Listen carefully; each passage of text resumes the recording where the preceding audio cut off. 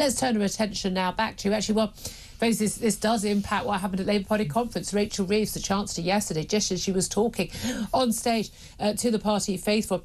And of course, Labour have been celebrating how they were able to end a lot of strikes by health service workers and indeed the train drivers as well, with some very big payoffs. It was announced from the Royal College of Nurses that they were not going to accept their current pay offer of 5.5%.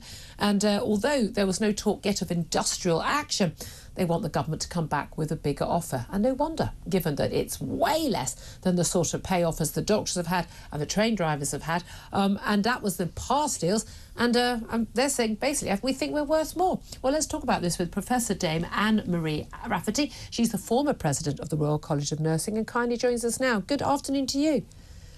Good afternoon. Thank you so much for joining us. Was it right for nurses to reject this pay offer? Well, that's what members decided. They're the ones whose voice is being heard here, and it's really impressive, I think, to see the very significant turnout. 145,000 members felt moved to do so. So that's actually higher than the numbers that had to meet the threshold for the strike ballot. Yeah. So there's very strong feelings there. And we know this is not one of the militant unions. I mean, you get ASLEF or the RMT, the train unions, they'll go out on strike at the drop of a hat. We've not seen that from the Royal College of Nursing, and we did see there was a lot of sympathy for nurses from the general public over their strike action that they took over the last year because of unhappiness about their pay. Look, and there's no doubt many people in the public sector have seen their pay eroded, not just the inflation we've seen post-lockdown, but also from 2010 onwards. But that's also happened in the private sector as well. The private sector hasn't been awash with these big pay rises that everyone seems to mystically think they've had. What would be, do you think, a reasonable payoff? And why is 5.5% too little, given that that is still way above where we are with inflation now? Well, I can't speculate on that, Julia, but I think one of the big issues is that there are inbuilt inequities in the pay system itself. And as part of the reform of the NHS, I think there needs to be reform of the pay system. For example, there's a clustering of nurses in the lowest paying bandings. And this is really a consequence of the lack of progressive policies in pay. So if you fix progression, you can fix pay. Midwives and allied health professions move up automatically from band 5 to band 6 within a year, but nurses don't, and hence you get this disproportionate, sticky floor, I call it. So is that hospital bosses don't promote them because we'll have to pay them more, and so they stay at the same pay band? Well, I think it's a function of several things, but that really needs to be looked at. I mean, it could be dealt with by just bringing nurses into line with other groups. And actually, that's what the RCN themselves have also been asking for. So that's certainly one move that I think would be very positive. That would make a difference. And there's no doubt that pay is a big issue in the NHS. And a lot of us say that there shouldn't be any pay rises without a big reform. But again, a lot of the doctors, the nurses, radiologists, they're basically working according to what the NHS bosses are requiring of them. So actually, it's an issue for the NHS chiefs rather than those who are actually walking the wards. They're being told what to do rather than setting their own working practice, aren't they? But we know a lot of the pressure is that, this sort of disjointed management, constant sort of changes in the rules, working with agency staff, so you haven't got the continuity of care, you haven't got the sort of the camaraderie that is such a big part of an enjoyable working environment. But also that's part of that is because so many people are leaving and difficulty of hiring new people. And a lot of that is a consequence of money. So you can solve a lot of the working practice problems by paying nurses more. But the question is, how much more? And can the country afford it? Well, I think pay is one of the issues, but also staffing is another major issue. In fact, today, my role as a Professor of Health and Nursing Policy at King's, I note that we have seen a new paper in the British Journal of Surgery echoing what we found, which is that inadequate staffing leads to higher patient mortality and all sorts of adverse outcomes. So we really need to tackle the staffing crisis.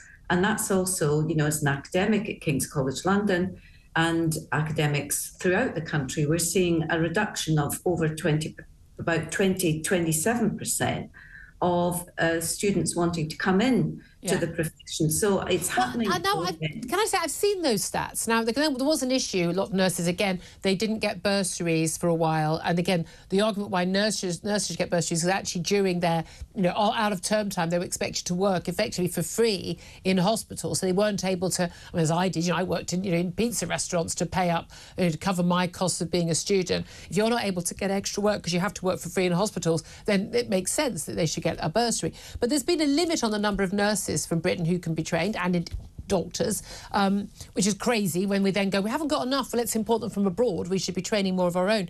But my understanding, there was post-lockdown, and post-pandemic, there was a massive big surge in the number of people who wanted to train to be doctors and nurses, particularly nurses. Lots of, they felt this was a really worthwhile job, people they had admired, they wanted to go into the profession. And now it's gone down again. But has it gone down to pre-pandemic levels, or is it just went up a lot and then it's gone down a lot and we're back to where we were?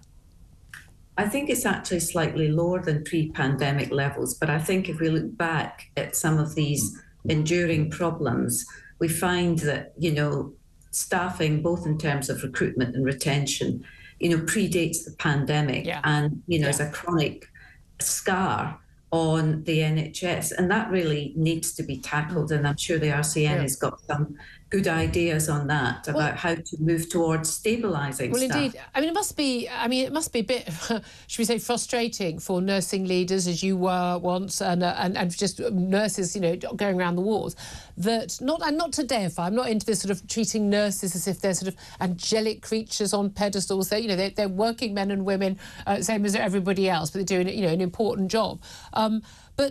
But when you see train drivers who are already on £65,000, who only need 1 year of training to do their job, you can do up to 2 years, but only 1 year of training to do their job, starting at 65 grand. No shortage of people willing to do that job, no exodus of train drivers from that career, and yet they got a whopping great pay rise, 15% over a few years. When nurses got offered less and settled for less, and been offered again less going forward, when they need to have a degree, when they need to go constant on-the-job training as well, they must sort of stick in the craw somewhat for nurses to be told, oh, we can't afford it.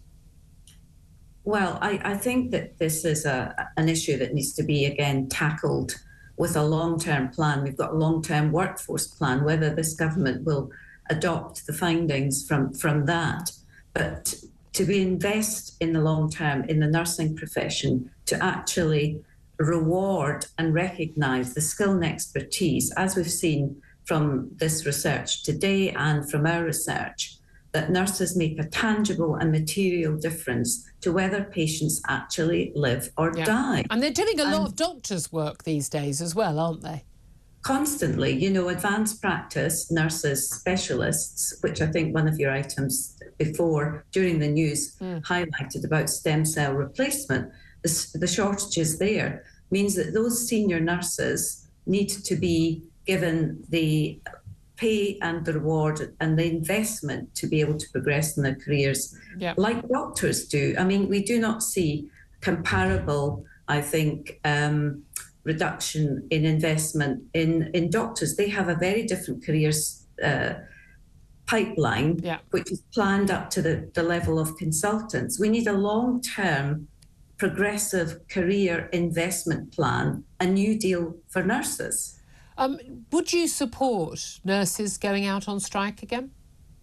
That's not for me to say. I'm not asking whether you should lead them in strike. I'm saying, but would you personally be supportive of nurses going out on strike? Well, I was supportive of the last strike. I was there with nurses on the picket line, and when I was president, I was out on the picket line in Northern Ireland, which was the first strike. And in some ways, that was the testbed for broader strikes. If nurses decide that they are defiant and they want to go on strike, I'm sure they will do it. But there are many other policy options that need to be considered. And this government does say it wants to dialogue and it wants to work collaboratively. And my sense is that the RCN are definitely in that mood too. OK, really good to talk to you. Thank you for your thoughts, Professor Dame Anne-Marie Rafferty, former president of the Royal College of Nursing.